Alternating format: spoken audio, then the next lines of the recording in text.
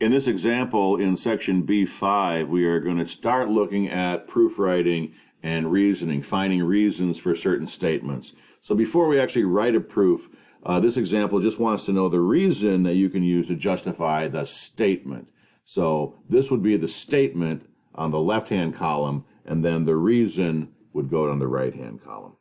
So we've got 2x plus 9 equals 19, and that becomes 2x equals 10. So the question is, what did we do to the top equation to get the bottom equation? And we simply subtracted 9 from both sides. If you wanted to look at the handout that you might have, you could say, well, that's the subtraction property of equality, basically.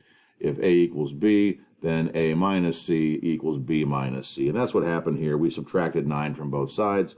So we can just say this is the subtraction property. In the next one, it says that angle O is congruent to angle W, and angle W is congruent to angle L.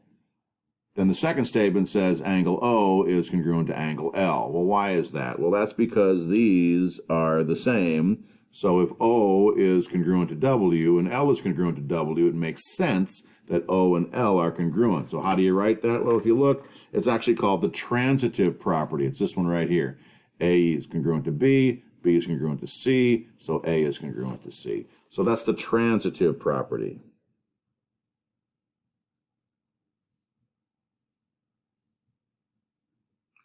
You could also use substitution, say it's substitution. I'm substituting L in for W.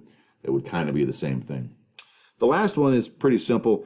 We use this actually quite a bit. If the measure of angle E equals the measure of angle T, then it makes sense that the measure of angle T equals the measure of angle E. That is what we call the symmetric property. And if I can spell symmetric, we'll be in good shape. There we go. The symmetric property. And so that's that example from section B5.